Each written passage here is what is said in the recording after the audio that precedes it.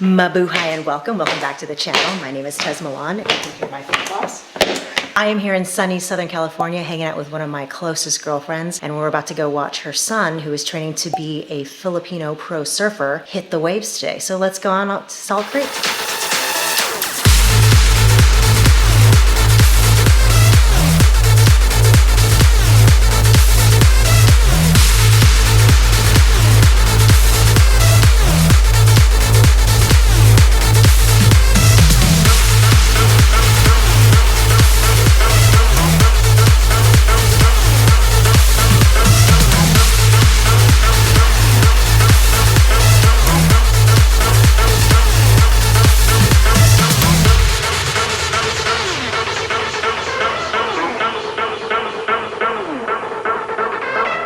I think what I love about your family and the story of where you're at now, you know, with starting to compete and everything, is I got to experience you on the beach.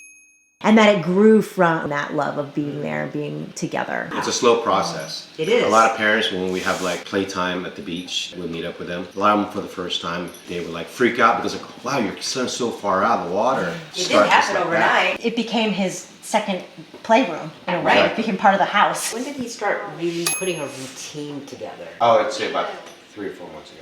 I would say about 3 months when he told us that he wanted to focus on bettering his surf. He told you that. He wanted that. He said that. Like he said, you know what, I just want to focus. He never got first place and he was tired of losing. He's a very competitive kid.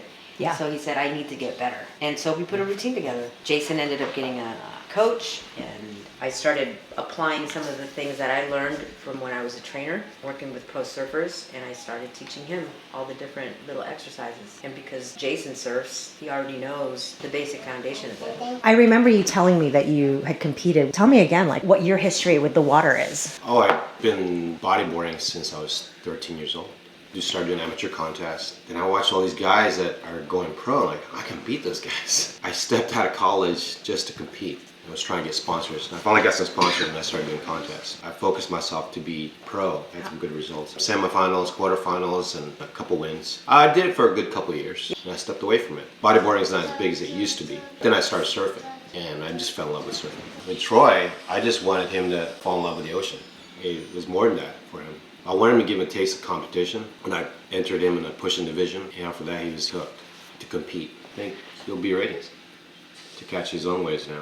I think that was a game changer, was when he finally realized that he can read the waves himself and catch the waves himself. I think that was just such a big confidence booster for him. Yeah. Because it gave him some independence, right? And that's what everybody wants in life. To also know that your family's got your back and Got is your there back. watching and Exactly. supporting you and wanting the And best it's for okay you. to mess up. That's the best part, is the freedom to know that it's okay to mess up. Yeah, yeah. Because that's where you learn the most. The thing I wanted Troy to be is to have that hunger. Because if you're always going to be on top, and feel like there's no more room, then you end up getting stale or you go down. Yeah. And then when else progress. When kids start so young, Yeah. and they get burned out really fast. And I think especially if you've got parents who push you in not the right nurturing way, they're just like, come on, and then it becomes theirs. And we're like trying to live vicariously through them. Which, yeah, I feel like that can so easily happen even so with the easy. best of intentions sometimes, Sure. you know? The number one question is always, are you having fun? And the minute that changes, that was the first thing that we always agreed upon. When it doesn't become fun anymore, you have to let us know. I mean, certain parts of training is rough because we push them to the limits. I told him, it's like, you have to train to be where you're at because it will reward you. I'd be duck diving a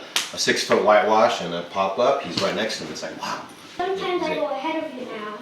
Oh yeah, he's out paddling him now. Really? Yes. If he really wants to. That's crazy because he's like half your size. Yes. We try to make his exercises more of like playtime.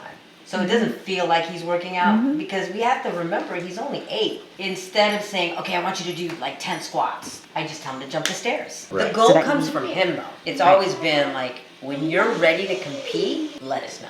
But between now and then, we have to train. When he sees another kid out in the water, That's his gas, dude. yeah, all of a sudden it's like you see a different kid. You see a lion. Hey, shh.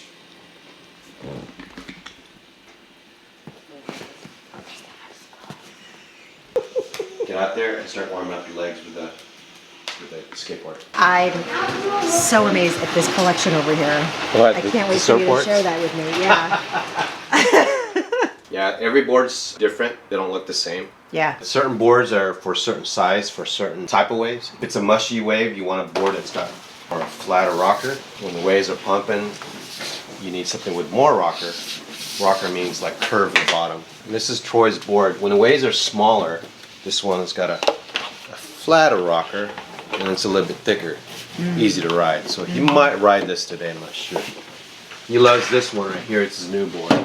It's got less volume, but it's a high performance board. It's got a little bit more rocker and tail, so it gives him an easy turns.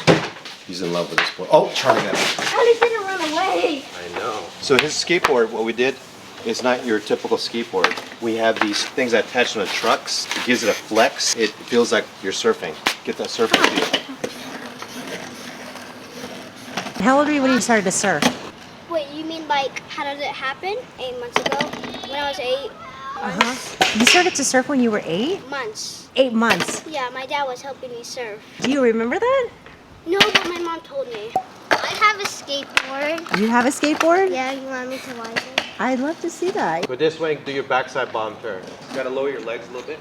Okay. Okay. The hardest part with Troy was trying to get him to break that bad habit.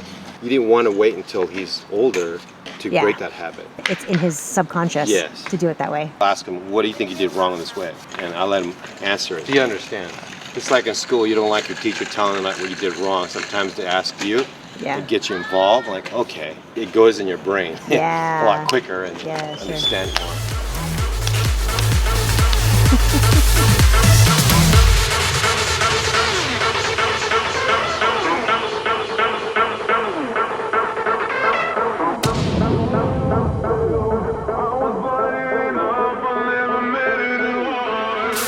We're headed to Salt Creek, right? Yes, Dana Point. Ivan was saying that it's like one of the prime locations for waves. Yes, it's one of the prime locations in Dana Point. It's more consistent. And how long would you say that you're usually out there? An hour and a half to 2 hours.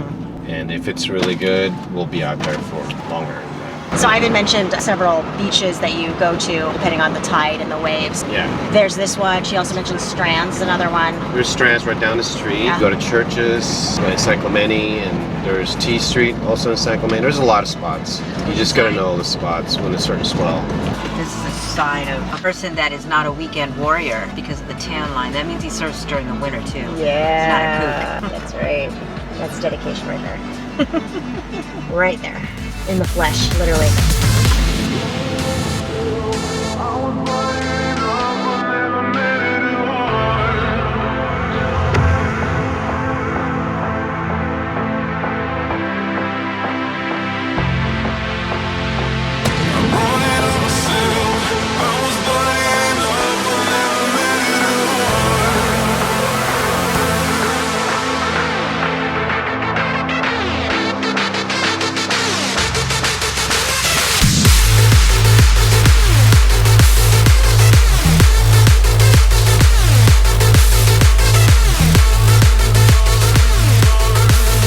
So there's a story with this board, right?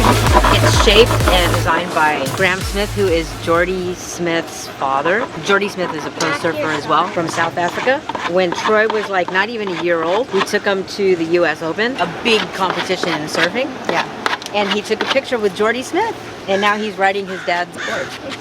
Weird. So kind of like a full circle. I see how important it is that he's out here and how important it is that he Yeah. makes a name for himself to inspire other kids. Filipinos to go do this thing. And not only Filipinos, but just kids in general. Well, especially if it comes naturally, because a lot of times, Yeah. you know, being Filipino, that's just not in the wheelhouse of what our parents expect of us, to be doing something that we're passionate about. And just to break that mindset, not just for him, but for him as his parents, to let people know, hey man, you know, it's okay if you're not a doctor or a lawyer Yeah. or an attorney Yep. or whatever.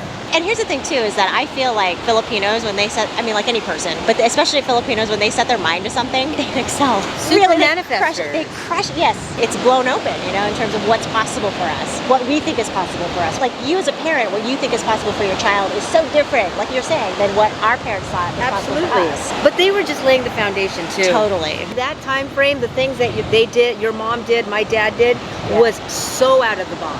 They left. I mean, that was like literally Huge out already. of the box, the literal like physical box of like leaving. And did what they had to do. And even though it caused estranged relationships between mother, daughter, whatever the case may be, they did it so that we could do this. His line, His it's movement. so Fluid. it's beautiful. It was almost poetic. Right. Right. God, he looks so good out So there. that he could do that and be in the moment. You know how when we're forced to do stuff, we miss all the moments because we're trying to focus as opposed to just being present. Because when you're focusing too much, you're not even present really. Because you're focusing and thinking about what's going to happen next, what's going to happen next, what's going to happen next. He's like lining himself up with other groms because he feeds off of that. Another way. A grom is a young surfer or anybody that does like an extreme sport. They call them groms. Anybody that's 16 and under Yeah, doing an extreme sport. that's cool. Yeah. It almost has to be a mission for us Yeah, to put more kids out there like that. you should have your own YouTube channel. No. And now he gets to go play. Well, that's it for this episode. Thanks so much for watching. If you liked it, give it a thumbs up. Subscribe to the channel. Definitely check out Troy Laird on Instagram as well as on YouTube. If you want it in on the ground up, this is definitely it because this kid is going places. Thanks so much for watching. See you next week. Paalam. Goodbye.